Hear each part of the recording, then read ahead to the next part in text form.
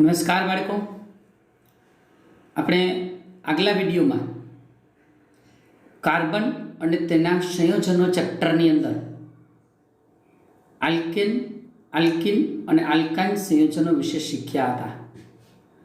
Alkane સંયોજનો એટલે જેના નામને અંતે n પ્રત્યય લાગે એનું સામાન્ય સૂત્ર CnH2n+2.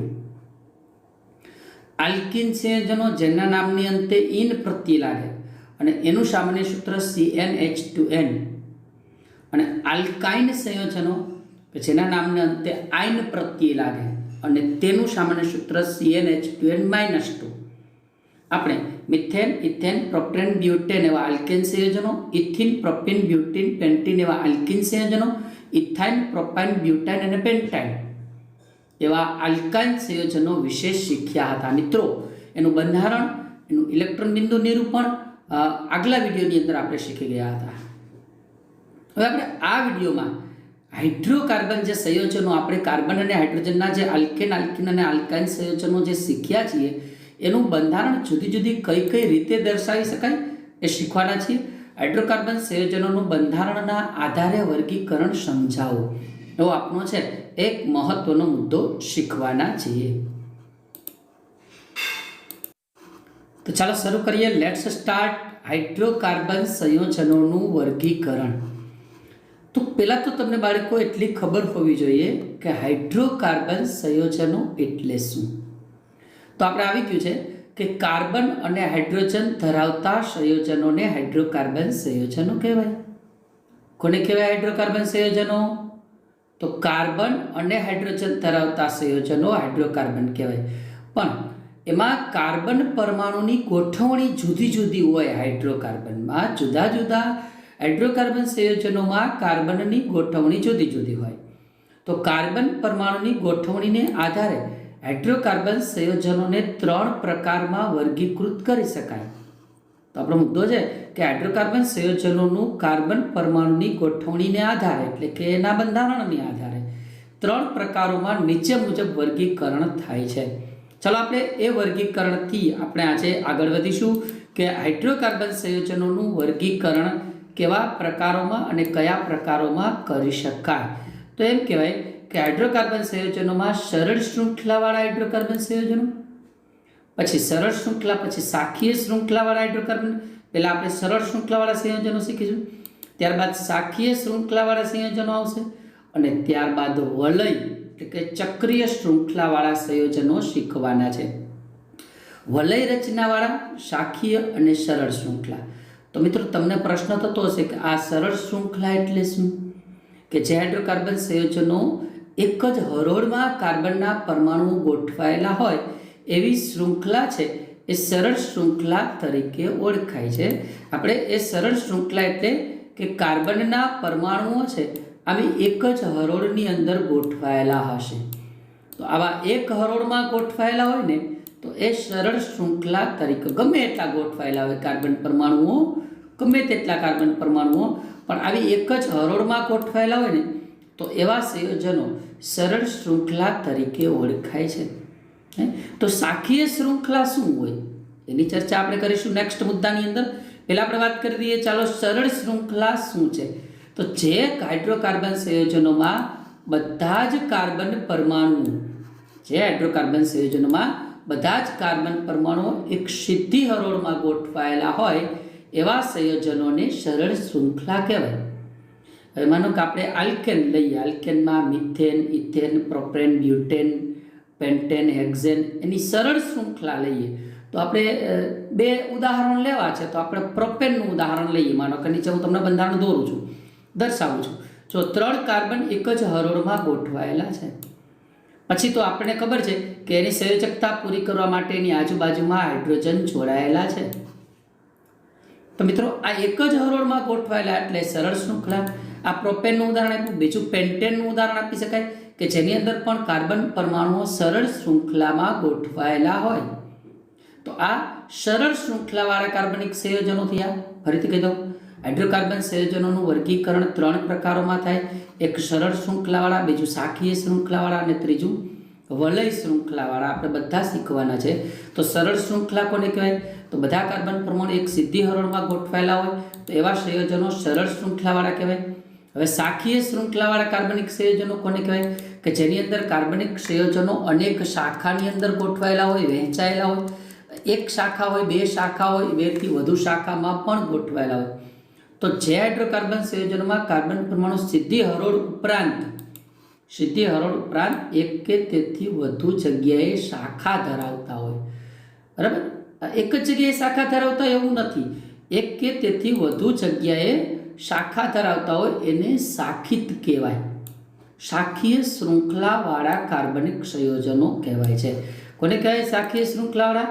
કે જે કાર્બનિક સંયોજનો એક કે તેથી વધુ સંખ્યાએ સીધી હરોળને બદલે હું ધરાવતા હોય, શાખા ધરાવતા હોય એને શાખીય શૃંખલાવાળા કહે.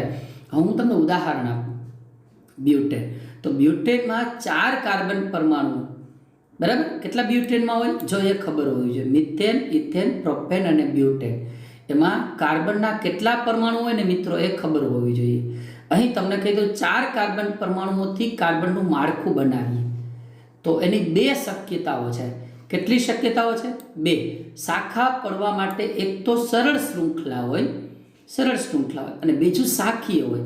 તો ચાલો આપણે આ બ્યુટેનનું ઉદાહરણ જોઈએ છીએ. તો 4 કાર્બનને લાઇનમાં ગોઠવેલા છે મેં, તો સરળ શૃંખલા છે. પણ એક કાર્બન એની અંદરથી 2 જુદા જુદી શાખાની અંદર વેચાઈ ગયેલો હોય. અહીંયા 4 કાર્બન છે બાળકો, આ જો ખાસ અહીંયા પણ 4 કાર્બન છે, પણ 4 કાર્બન છે એ શાખામાં છે, બરાબર. અહીં શાખા પડેલી, ડાળી પડેલી છે એટલે શાખાયુક્ત કહેવાય. જો મિત્રો એક વસ્તુ સમજવા જેવી છે, આપણે આ વિડીયોને અંતે એક મુદ્દો શીખવાના છીએ. આ વિડીયોમાં અથવા એના પછી એક વિડીયોની અંદર એક મુદ્દો આવશે કે આ શાખા પડે છે પણ હાઇડ્રોજન ગોઠવવાની જે ક્ષમતા છે એ તો એટલી જ રહેશે. આમાં જેટલા હાઇડ્રોજન ગોઠવાશે, આ 4 કાર્બન સળંગ હશે એમાં જેટલા હાઇડ્રોજન ગોઠવાશે ને એટલા જ હાઇડ્રોજન શાખામાં પણ ગોઠવાશે. હાઇડ્રોજનની સંખ્યા ફેરફાર નહીં થાય. કાર્બનની સંયોજકતા પૂરી કરતા જાય અને એમાં હાઇડ્રોજન ગોઠવતા જાય તો હાઇડ્રોજન વડે ભરપાઈ કરતા, બરાબર, બાકી રહેલી સંયોજકતાઓ હાઇડ્રોજન વડે ભરપાઈ કરતા નીચે મુજબના સૂત્ર મળે છે. ચાલો 4 કાર્બન લાઇનમાં ગોઠવેલા છે. અહીંયા 4 કાર્બન એક હરોળમાં ગોઠવેલા છે. એની સાથે હાઇડ્રોજન પરમાણુઓ એક એક સંયોજકતાથી ગોઠવી દીધા છે. કેટલા હાઇડ્રોજન છે? 4 ઉપર હાઇડ્રોજન ગોઠવાયેલા છે, 4 હાઇડ્રોજન નીચે ગોઠવાયેલા છે. 4 ને 4 8 હાઇડ્રોજન, 2 બીજા હાઇડ્રોજન એટલે બ્યુટેન. આ છે બ્યુટેન, એનું અણુસૂત્ર છે C4. આ C4 4 કાર્બન છે અને તમે ગોઠવા કેટલા હાઇડ્રોજન? 10 હાઇડ્રોજન ગોઠવા, C4H10. આ થયો સરળ શૃંખલા ધરાવતો હાઇડ્રોકાર્બન C4H10. આ જ વસ્તુ બાજુમાં અપ્લાય કરવી છે. 4 જ કાર્બન, પણ 4 કાર્બનને આપણે ઉપર કીધું એ પ્રમાણે એ શાખામાં જોડવા છે અને એની આજુબાજુમાં હાઇડ્રોજન ગોઠવા છે તો એટલા જ થશે. 4 કાર્બન અને 10 હાઇડ્રોજન જ થશે, બરાબર. આ જ મેજિક સમજવાનું છે તમારે. જો 1 2 કાર્બન અહીંયા, ત્રીજો કાર્બન અહીંયા છે, ચોથો કાર્બન અહીંયા છે. આ 4 કાર્બન છે.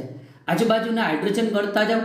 કાર્બનની સંયોજકતા 4 થાય એવી રીતે હાઇડ્રોજન ગોઠવાના. 1 2 3 હાઇડ્રોજન ગોઠવાઈ ગયા છે આ કાર્બનની આજુબાજુમાં. 3 અહીંથી ગણો 4, આ 5, અહીંથી ગણો આ 6, અહીંથી ગણો આ 7, આ 8, આ 9 અને આ 10. 10 જ હાઇડ્રોજન ગોઠવાય. આનું બંધારણીય સૂત્રમાંથી આપણે જો અણુસૂત્ર કહીએ તો અણુસૂત્ર એ જ થવાનું છે C4H10. 4 carbon 10 hydrogen. મિત્રો આને સમઘટકો કહેવાય બ્યુટેનના. પણ અત્યારે આપણે સમઘટકો નથી શીખવા. અત્યારે આપણે એટલી વસ્તુ શીખવી છે કે કાર્બન એક હરોળમાં ગોઠવાય, 4 ગોઠવાય, 5 ગોઠવાય, 6 ગોઠવાય, 8 ગોઠવાય, 10 ગોઠવાઈ શકે. એ સરળ શૃંખલા કહેવાય. પણ કાર્બનની શાખીય શૃંખલા પણ થઈ શકે કે 4 કાર્બનમાંથી 2 એક લાઇનમાં ગોઠવાના હોય, 2 ઉપર નીચે ગોઠવાના હોય, બરાબર. તો એ શાખીય શૃંખલાવાળા સંયોજનો કહેવાય. તો આપણે અત્યારે એક મુદ્દો ભણ્યા. શું ભણ્યા? હાઇડ્રોકાર્બન સંયોજનોમાં સરળ શૃંખલાવાળા સરસ, શૃંખલાને આધારે બીજો મુદ્દો આપણે ભણ્યા શાખીય શૃંખલા. હવે ત્રીજો મુદ્દો આવશે. શું આવશે? વલય શૃંખલા, ચક્રીય સંયોજનો. બરાબર, તો વલય અથવા તો ચક્રીય રચનાવાળા કાર્બનિક સંયોજનો. તો જે હાઇડ્રોકાર્બન સંયોજનોમાં અંતિમ કાર્બન પરમાણુ સાથે, એટલે કે એનો એક કાર્બન પરમાણુ અંતિમ કાર્બન પરમાણુ સાથે સીધો જ જોડાયેલો હોય તો એ રચનાને વલય રચના કહેવાય છે. બરાબર, જે રચનાની અંદર એક કાર્બન પરમાણુ પાછું છેલ્લા સાથે, પેલી સાંકળ તમે જોયું હોય સાંકળ, તો એની એક કડી હોય એ સાંકળની આમ છેલ્લી કડી સાથે પણ જોડાયેલી થઈ.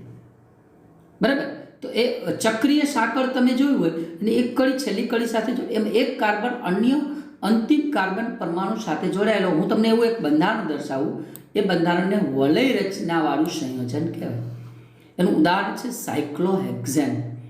જો મિત્રો, હેક્ઝેન શબ્દ છે, હેક્ઝેનમાં 6 કાર્બન હોય અને આપણે જે વલય દોરવાના છીએ 6 કાર્બનનું દોરવાના છીએ, એટલે સાયકલ થઈ ગઈ એની, એટલે એને નામ આપીશું આપણે સાયક્લોહેક્ઝેન. મિત્રો, પહેલાં હું એનું ખાલી કાર્બન માળખું તમને અહીં દર્શાવું છું. સાયક્લોહેક્ઝેનનું માત્ર અહીંયા કાર્બન માળખું દર્શાવ્યું છે, સાયક્લોહેક્ઝેન નથી દોરેલું હજી. આજે સાયક્લોહેક્ઝેનની સાયકલ દોરેલી છે કે 6 કાર્બન પરમાણુઓ છે.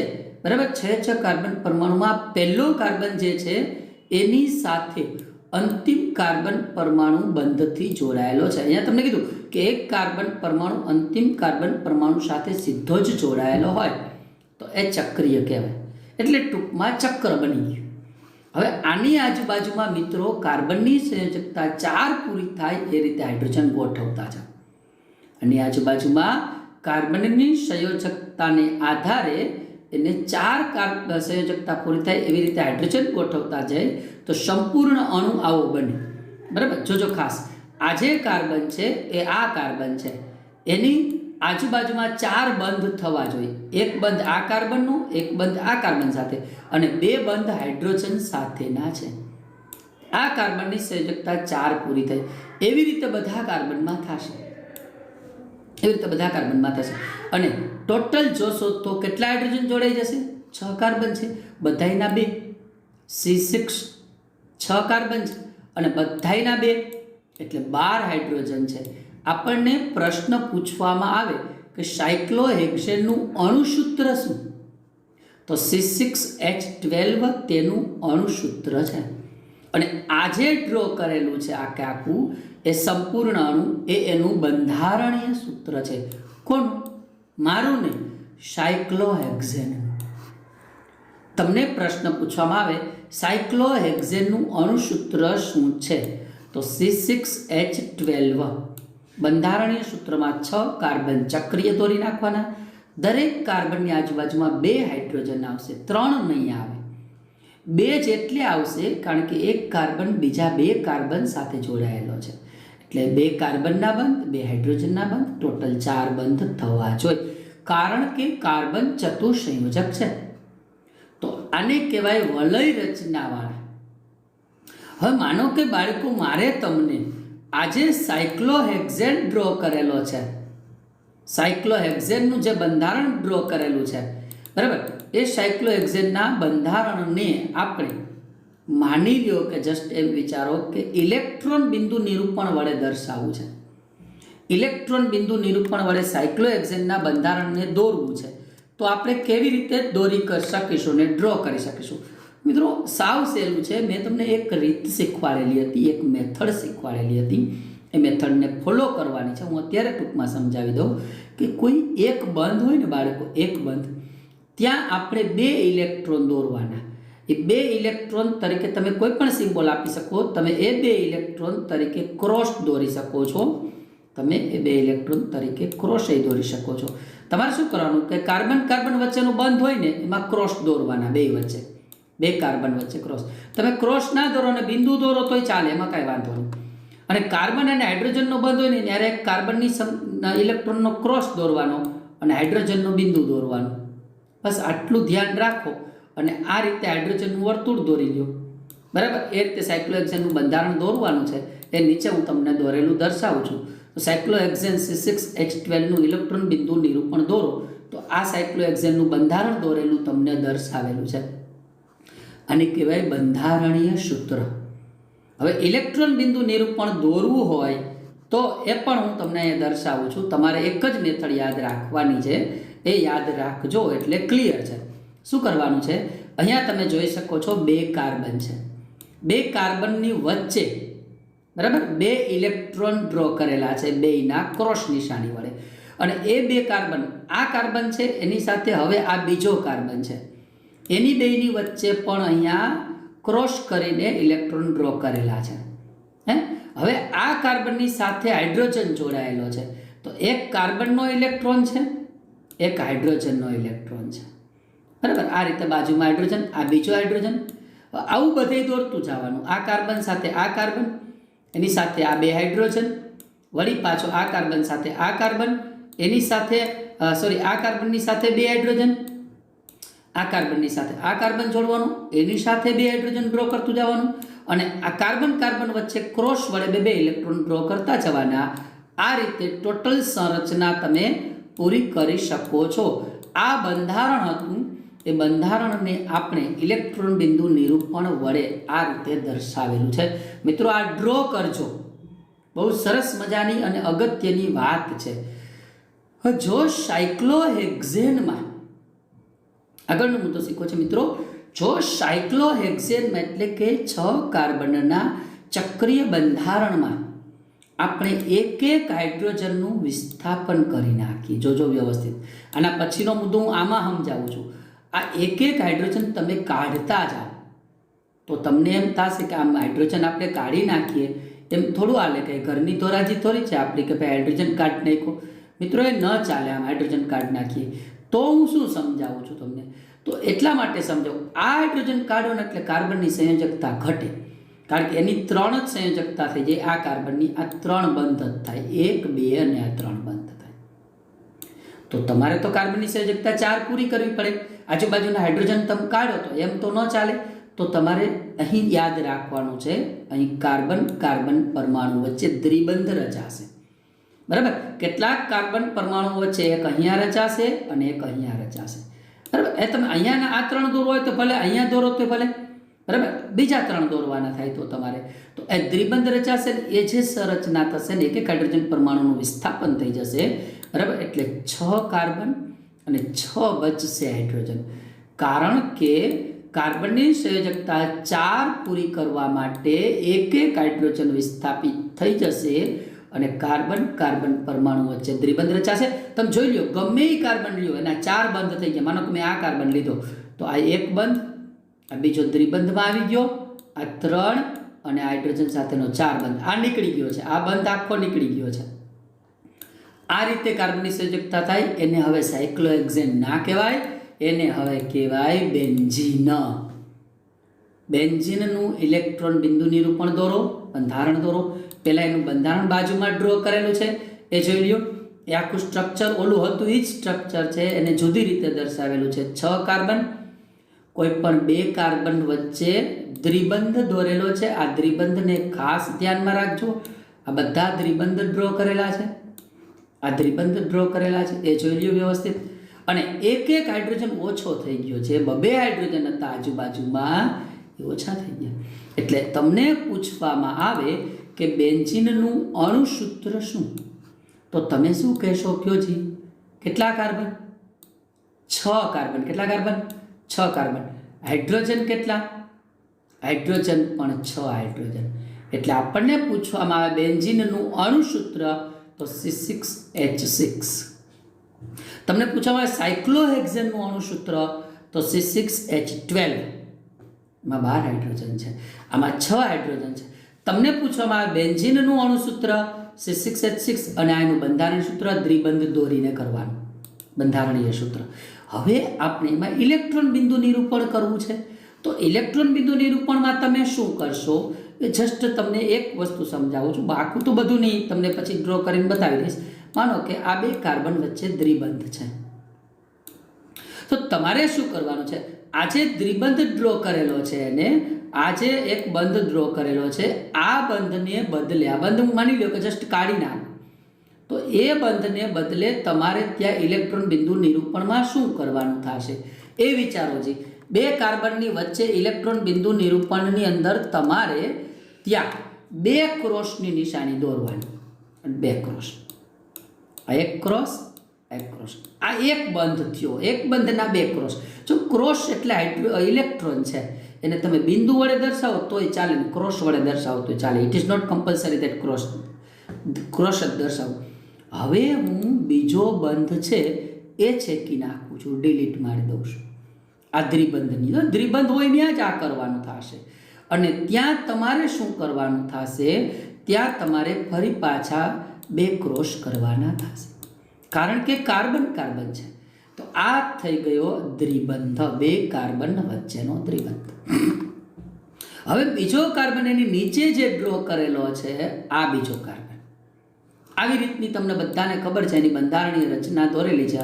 અહીંયા એક કાર્બન ડ્રો કરેલો છે, વળી પાછો આ બે વચ્ચે દ્વિબંધ ડ્રો કરેલો છે, આ કાર્બનની વચ્ચે, અને વળી પાછો એક કાર્બન ડ્રો કરેલો છે, બરાબર. અને ફરી પાછું નીચે એક કાર્બન એની સાથે જોડી દીધેલો છે, બરાબર. એટલે 3 ને 3 6 કાર્બન ડ્રો કરેલા છે. આવું તમે જુઓ છો. નીચે મેં કાર્બન દોર્યો છે, કદાચ તમને નહીં દેખાતો. હવે આપણે શું કરવાનું છે? હવે આ બે વચ્ચે, આ બે કાર્બન વચ્ચે એક જ બંધ છે, તો તમારે એક બંધની અંદર ઇલેક્ટ્રોનનું એટલે કે ક્રોસવાળું એક જ જોડકું રાખવાનું થશે. જ્યાં દ્વિબંધ હશે ત્યાં બે જોડકા ક્રોસવાળા રાખવાના છે. અહીંયા એક જ જોડકું રાખવાનું થશે. તમે આમ દોરો તોય ભલે, અને બાજુમાં બે ક્રોસ કરી નાખો તો પણ ભલે, બરાબર. જ્યાં દ્વિબંધ છે ત્યાં બે ક્રોસ કરવાના, નહીંતર એક ક્રોસ. હવે અહીંયા આજુબાજુમાં હાઇડ્રોજન ડ્રો કરવો છે, તો આ બાજુમાં માનો કે એક હાઇડ્રોજન ડ્રો કરી દો તમને, આ એક કાર્બનનો અને આ એક હાઇડ્રોજનનો, ઉપર હાઇડ્રોજન ડ્રો કરી દેવાનું, બરાબર. તો આ થઈ ગઈ એની વાત. આવી રચના હું બાજુમાં તમને ડ્રો કરીને જ બતાવું છું. ડ્રો કરેલી જ છે, બેન્ઝીન C6H6 જુઓ અને વ્યવસ્થિત એનું અવલોકન કરો, કાળજી રાખો.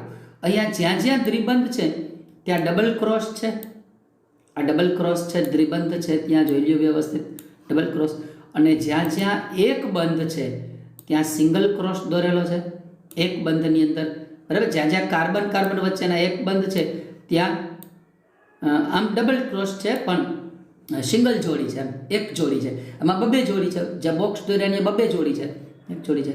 અને બાજુમાં હાઇડ્રોજન તો ખરા જ, હાઇડ્રોજન સાથેનું બંધારણ તો ખરું જ. આ બધા એક કાર્બનનો ઇલેક્ટ્રોન, એક હાઇડ્રોજનનો ઇલેક્ટ્રોન, એક કાર્બનનો ઇલેક્ટ્રોન, એક હાઇડ્રોજનનો ઇલેક્ટ્રોન, એક કાર્બનનો ઇલેક્ટ્રોન, એક હાઇડ્રોજનનો ઇલેક્ટ્રોન, એક કાર્બનનો ઇલેક્ટ્રોન, એક હાઇડ્રોજનનો ઇલેક્ટ્રોન, આ રીતે તો જોડેલા છે જ. તો આખું આ ઇલેક્ટ્રોન બિંદુ નિરૂપણ સમજાવ્યું. કોનું સમજાવ્યું? બેન્ઝીનનું. મિત્રો તમને પ્રશ્ન, ટૂંકા પ્રશ્નમાં પૂછી શકે, બેન્ઝીનનું અણુસૂત્ર તો કે C6H6. બંધારણીય સૂત્ર અહીંયા બાજુમાં દોર્યું. ઇલેક્ટ્રોન બિંદુ નિરૂપણ, તો આ ઇલેક્ટ્રોન બિંદુ નિરૂપણ દર્શાવેલું છે. તો આ રીતે ચક્રીય એટલે કે વલયવાળા હાઇડ્રોકાર્બન સંયોજનો પૂરા થાય. હવે મિત્રો એવું વિચારો કે આપણે હાઇડ્રોકાર્બનની અંદર એટલે કે કાર્બન અને હાઇડ્રોજનના બનેલા સંયોજનોમાં કાર્બનની સાથે હાઇડ્રોજન જોડાયેલા છે, સારું છે, કાંઈ વાંધો નહીં, એ હાઇડ્રોકાર્બન સંયોજનો કહેવાય. અને એવા ઘણા બધા હાઇડ્રોકાર્બન સંયોજનો બની જાય, એ પણ બરાબર છે.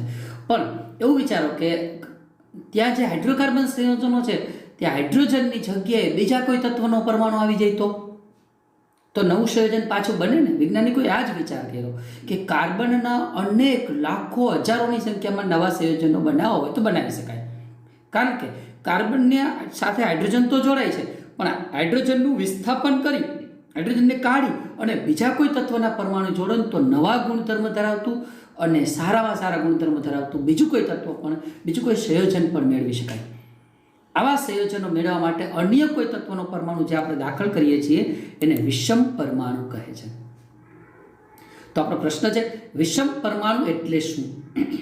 તો હાઇડ્રોકાર્બન શૃંખલામાં એક અથવા વધુ હાઇડ્રોજનનું વિસ્થાપન કરી, એક હાઇડ્રોજનનું જ વિસ્થાપન કરવું એવું નથી, એક અથવા વધુ હાઇડ્રોજનનું વિસ્થાપન કરી અને અન્ય કોઈ તત્વના પરમાણુને દાખલ કરો, બરાબર. એ તત્વના પરમાણુને વિષમ પરમાણુ કહેવાય છે. એની વ્યાખ્યા ઉપર આપી છે કે હાઇડ્રોકાર્બન શૃંખલામાં એક અથવા વધુ હાઇડ્રોજનનું વિસ્થાપન કરતા તત્વને વિષમ પરમાણુ કહેવાય. હાઇડ્રોકાર્બન શૃંખલામાં એક અથવા વધુ હાઇડ્રોજનનું વિસ્થાપન કરતા તત્વને શું કહેવાય? વિષમ પરમાણુ.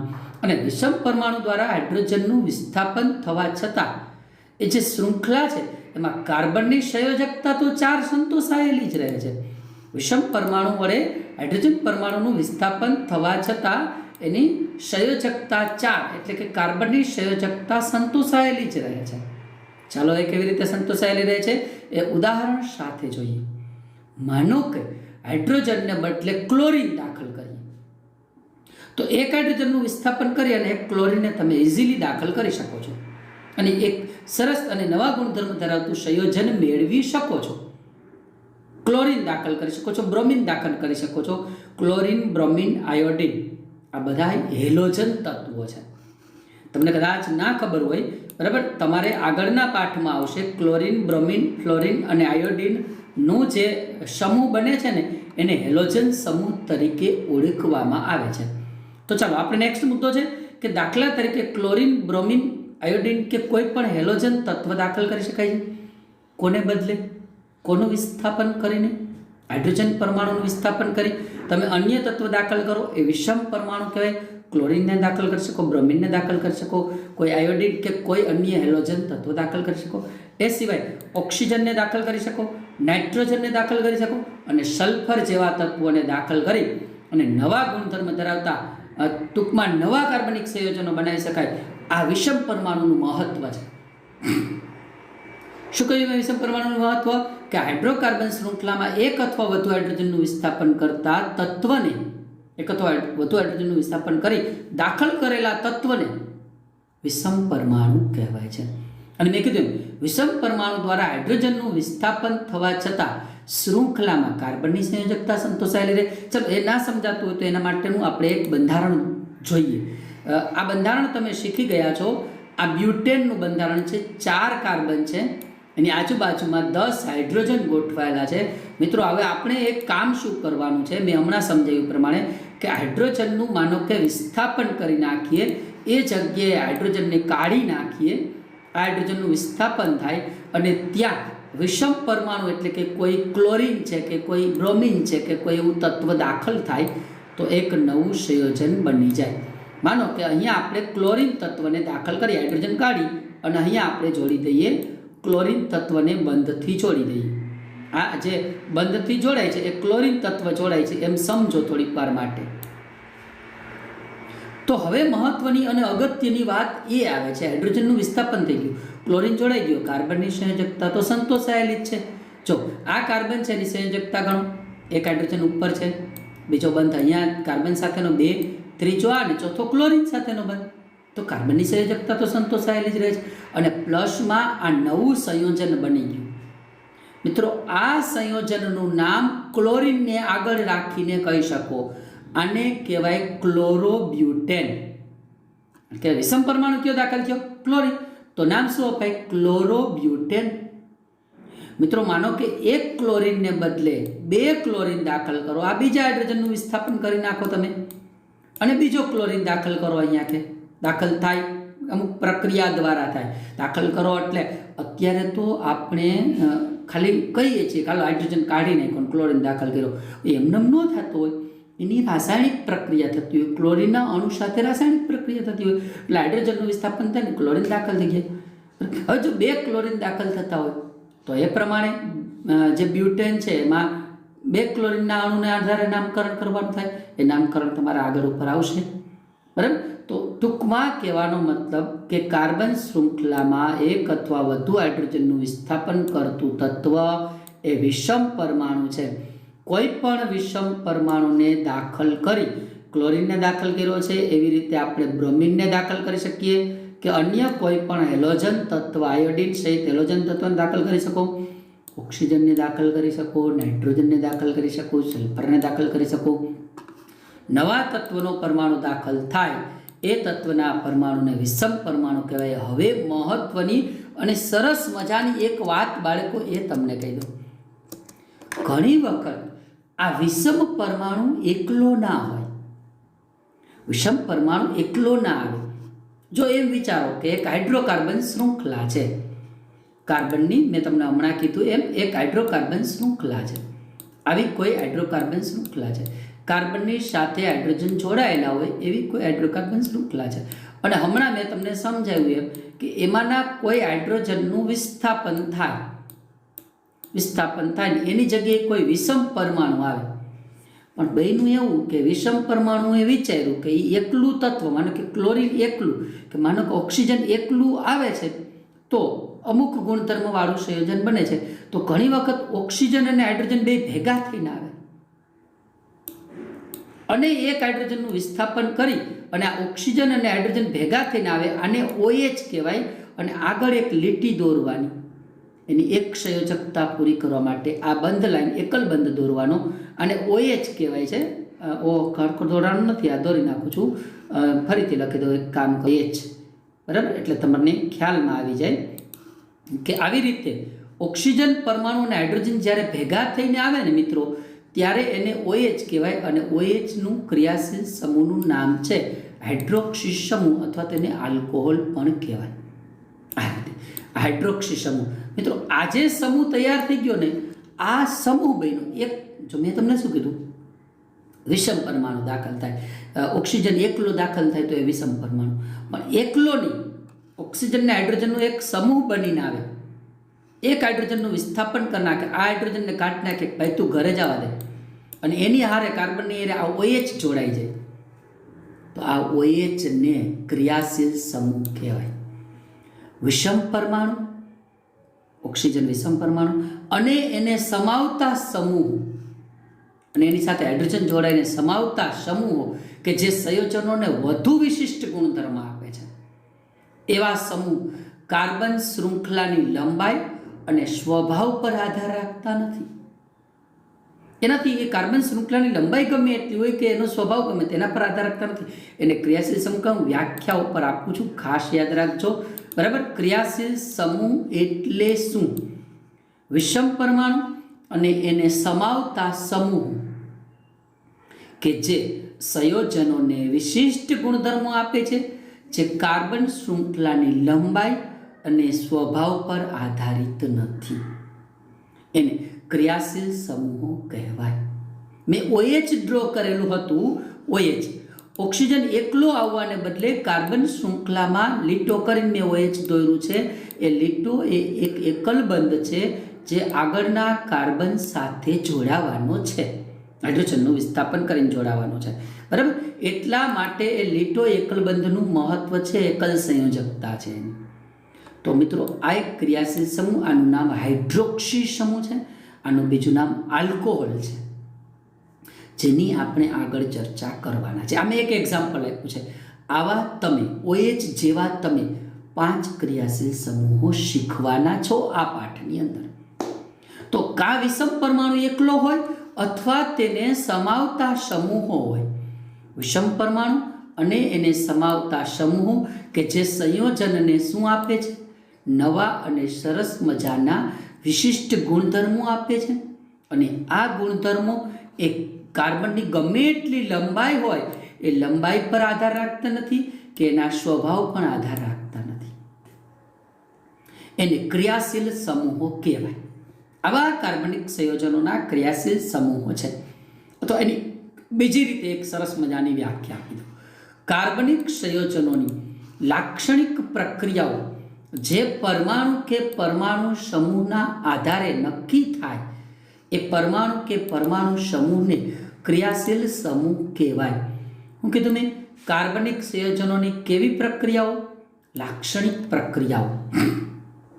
જો કોઈ સંયોજન કેટલાક વિશિષ્ટ લક્ષણો બતાવે, કોઈ કાર્બનિક સંયોજન કેટલાક વિશિષ્ટ લક્ષણ બતાવે તો એનું કારણ તેમાં રહેલો ક્રિયાશીલ સમૂહ હોય.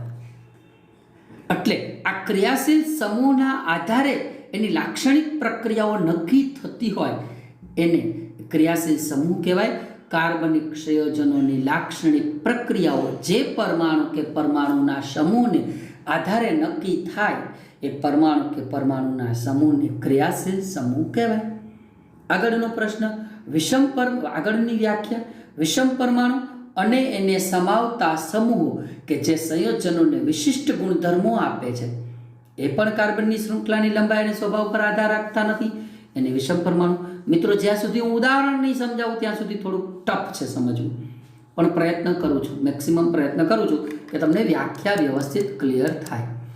હવે બે મુદ્દા મારે એવા ભણાવવા છે કે જેને ખરેખર સમજવા ખૂબ જ જરૂરી છે. તો તમને ક્રિયાશીલ સમૂહ, અને હું તમને ઉદાહરણ આપીશ એટલે સમજાઈ જશે. ચલો એમાં એક પહેલો મુદ્દો સમજાવું છું કે એક જ ક્રિયાશીલ સમૂહ ધરાવતા જુદા જુદા કાર્બનિક સંયોજનોની રાસાયણિક પ્રક્રિયાઓ સમાન હોય. એક જ ક્રિયાશીલ સમૂહ ધરાવતા જુદા જુદા કાર્બનિક સંયોજનોની રાસાયણિક પ્રક્રિયાઓ સમાન હોય. હવે હું વાત સમજાવું તમને. માનો કે જસ્ટ આપણે એક ઉદાહરણ આપીએ. માનો કે કોઈ એક વ્યક્તિની અટક, કોઈ એક અટક છે, માનો કે મારું જ ઉદાહરણ ભૂત. તો ભૂત અટક હોય એવા ઘણાય હોય, મતલબ એ મારા ફેમિલી મેમ્બરના સભ્યો પણ હોય. હવે એ અટકને તમે ક્રિયાશીલ સમૂહ સમજો, એને તમે એક જ ક્રિયાશીલ સમૂહ સમજો. તો એ ક્રિયાશીલ સમૂહ ધરાવતા એટલે મારા ફેમિલીના સભ્યો, એટલે કે ભૂત ફેમિલીના સભ્યો બધાના લાક્ષણિક ગુણધર્મો, લાક્ષણિક પ્રક્રિયાઓ, લાક્ષણિકતાઓ, રાસાયણિક રીતે પ્રક્રિયાઓ આપણે કેમ કહી સમાન, એમ લાક્ષણિક પ્રક્રિયાઓ, લાક્ષણિક ગુણધર્મો સમાન હોય છે. એક જ અટક ધરાવતા હોય એવા સભ્યોના ગુણધર્મો સમાન. ઘણી વખત ઘણા ના કહેતા હોય કે આ અટક ધરાવે છે, તો ભાઈ આ અટક ધરાવનારા બધા વાયડા બહુ હોય, તો કે આ અટક ધરાવનારા, તો કે એ અટક ધરાવનારા તો કે આવા હોય, આ અટક ધરાવનારા બહુ ડાયા હોય, સીધા હોય, ભાઈ આ અટકવાળા તો બધા, તો એના ગુણધર્મો. અચ્છા, અટક શબ્દ હવે કાઢી નાખીએ, આપણે કેમિસ્ટ્રીમાં પાછા આવીએ. આપણે એ અટકને ક્રિયાશીલ સમૂહ કહીએ. જો કોઈ કાર્બનિક સંયોજનનો એક ક્રિયાશીલ સમૂહ હશે તો એ કાર્બનિક સંયોજનોના બધાયના રાસાયણિક ગુણધર્મો સમાન હશે અને રાસાયણિક પ્રક્રિયાઓ સમાન હશે. જેમ મેં તમને અટકનું ઉદાહરણ આપ્યું, બરાબર? એટલે એક સમજી લો કે હું કહું ભૂત ફેમિલી, તો આ ફેમિલી મેમ્બર્સના લાક્ષણિક ગુણધર્મો ઘણા ખરા સમાન જ હશે. જોજો, ઓબ્ઝર્વેશન કરજો, કારણ કે એ વહેલો આવેલો આવતો હોય. કોઈ એની અંદર કોઈ એક જગ્યાએ વિકૃતિ આવી, તેના પછીના વહેલાની અંદર વિકૃતિઓ આવવા માંડે, બરાબર? કારણ કે ક્રિયાશીલ સમૂહ એનો એક હરખો થઈ ગયો. એના જેવું છે. તો મિત્રો, મેં મારી રીતે પ્રયત્ન કરો છો ઉદાહરણ દ્વારા. હજુ તમને વધુ જ્યારે રસાયણ વિજ્ઞાનનું ઉદાહરણ અમે આવશે ત્યારે સમજાશે. હવે જુદા જુદા ક્રિયાશીલ સમૂહના કાર્બનિક સંયોજનોની રાસાયણિક પ્રક્રિયાઓનો ગુણધર્મ જુદા હોય. જુદા જુદા ક્રિયાશીલ સમૂહ ધરાવતા, મેં તમને કીધું એમ, કાર્બનિક સંયોજનો આ જુદા જુદા ક્રિયાશીલ સમૂહ ધરાવતા હોય. માનો કે એક અટક ભૂત અટક થઈ, એક દક્ષિણી અટક થઈ, ખાનપરા અટક થઈ, તો અટક જુદી જુદી થઈ ગઈ. તો ક્રિયાશીલ સમૂહ જુદા સમજવાના તમારે એને. તો એ ક્રિયાશીલ સમૂહ જુદા, તો એની સંયોજનોની જેમ કાર્બનિક સંયોજનો એવું થશે કે ક્રિયાશીલ સમૂહ જુદા હશે તો એની રાસાયણિક પ્રક્રિયાઓ અને એના ગુણધર્મો પણ કેવાય છે, જુદા હશે. જુદી જુદી અટક ધરાવતા વ્યક્તિઓના ગુણધર્મો જુદા જુદા હોય, એમ યાદ રાખો. એક જ અટક ધરાવતા વ્યક્તિઓના કુટુંબના ગુણધર્મો સમાન હોય, એમ યાદ રાખો. એક જ અટકને એક જ ક્રિયાશીલ સમૂહ સમજો, જુદી જુદી અટકને જુદા જુદા ક્રિયાશીલ સમૂહ સમજો, તો તમને આ બે મુદ્દા સમજાશે, બરાબર? તો ક્રિયાશીલ સમૂહની મિત્રો વ્યાખ્યા આપી અહીંયા: વિષમ પરમાણુ અને તેને સમાવતા સમૂહો કે જે સંયોજનોને વિશિષ્ટ ગુણધર્મો આપે છે અને જે કાર્બન શૃંખલાની લંબાઈ અને સ્વભાવ પર આધાર રાખતા નથી, એને ક્રિયાશીલ સમૂહ કહેવાય. હવે મેં તમને કીધું હતું કે આ સમૂહની મુક્ત સંયોજકતા અથવા સંયોજકતાઓ એકલ રેખા વડે દર્શાવાય. કોઈ ક્રિયાશીલ સમૂહ જોઈન્ટ થતો હશે તો એની આગળ એક આવો લીટો કરેલો હશે, એ લીટો એટલે એકલ રેખા વડે દર્શાવાય છે. એવી પણ મેં તમને બહુ સ્પષ્ટ સરળ સમજૂતીની અંદર વાત કરી હતી. પછી જે ક્રિયાશીલ સમૂહ આ સંયોજકતા વડે એક અથવા વધુ હાઇડ્રોજન પરમાણુનું વિસ્થાપન કરી કાર્બન શૃંખલા સાથે જોડાયેલા હોય. હવે એમાં એવું બને, એક ક્રિયાશીલ સમૂહ જોડાયેલો હોય, બે ક્રિયાશીલ સમૂહ જોડાયેલા હોય, વધુ ક્રિયાશીલ સમૂહ જોડાયેલા હોય, તો એને શું કર્યું હોય, તો એ સંયોજકતા વડે એક અથવા વધુ હાઇડ્રોજનનું વિસ્થાપન કર્યું હોય અને એની કાર્બનની શૃંખલા સાથે જોડાયેલા હોય. હવે પહેલાં એક કામ કરીશું, કેવી રીતે જોડાય છે આપણે શીખવાના છે. પહેલાં એક કામ કરીશું કે વિષમ પરમાણુઓ કયા કયા છે એ જોઈ લઈએ. બરાબર. અને કયા કયા વિષમ પરમાણુ, કયા કયા ક્રિયાશીલ સમૂહ છે એ જોઈ લેશું, અને એ ક્રિયાશીલ સમૂહના સૂત્ર જોઈ લેશું. સૂત્ર જોવાઈ ગયા બાદ આપણે એક ક્રિયાશીલ સમૂહ જોઈન્ટ થાય, કાર્બન શૃંખલા અરે માનો કે જોઈન્ટ થાય તો કેવું સંયોજન બને, એનું નામ શું હોય, એનું બંધારણીય સૂત્ર કેવું હોય, એ બીજા ક્રિયાશીલ સમૂહથી કેવી રીતે જુદો પડે એ આપણે શીખવા જઈ રહ્યા છીએ. તો નેક્સ્ટ મુદ્દો છે કે એનું ઉદાહરણ. તો કાર્બનિક સંયોજનના કેટલાક ક્રિયાશીલ સમૂહ નીચે છે. પહેલાં આપણે એને વિષમ પરમાણુ પણ આપીશું, પછી એનો ક્રિયાશીલ સમૂહ આપીશું, પછી ક્રિયાશીલ સમૂહનું સૂત્ર આપીશું. બરાબર. તો ચાલો પહેલાં આપણે શરૂઆત કરીશું ક્લોરીન. તો ક્લોરીન કે બ્રોમિન, તો મેં તમને કીધું એ હેલોજન સમૂહ છે. એ સમૂહ કયો ક્રિયાશીલ સમૂહ કહેવાય? હેલોજન. હેલો હેલો એટલે હેલોજન. તો ક્લોરીન બ્રોમિન એ હાઇડ્રોજન પરમાણુ માટે વિસ્થાપન કર. આગળ એક લીટો કરવાનો, મેં તમને કીધું છે એકલ રેખા કરવાની, એ તમને સમજાવ્યું છે, એકલ રેખા દ્વારા દર્શાવાય. બરાબર. એ કોઈ પણ ક્રિયાશીલ સમૂહ જોઈન્ટ થશે ને એટલે એકલ રેખા વડે જોડાય. બરાબર. અને એ એક અથવા વધુ હાઇડ્રોજન પરમાણુનું વિસ્થાપન કરીને જોડાશે. કેવી રીતે જોડાશે એ નેક્સ્ટ આગળ વધીશું. હવે બીજો ક્રિયાશીલ સમૂહ, પહેલા એનો વિષમ પરમાણુ ઓક્સિજન. તો ઓક્સિજન આધારિત ક્રિયાશીલ સમૂહ છે આલ્કોહોલ. આપણે બીજો ક્રિયાશીલ સમૂહ ઓક્સિજન આધારિત આલ્કોહોલ, એને આગળ મેં તમને કીધું લીટો કરી OH જોડી દેવાય. આનું એક બીજું નામ છે, એ બીજું નામ યાદ રાખજો, એ નામ છે હાઇડ્રોક્સી સમૂહ. તમારે જો લખવું હોય તો એ લખી લેવાની છૂટ. એનું નામ છે હાઇડ્રોક્સી સમૂહ. બરાબર. હાઇડ્રોક્સી અહીંયા મને કદાચ થોડુંક લખવું મુશ્કેલ પડે નાના અક્ષરમાં. હાઇડ્રોક્સી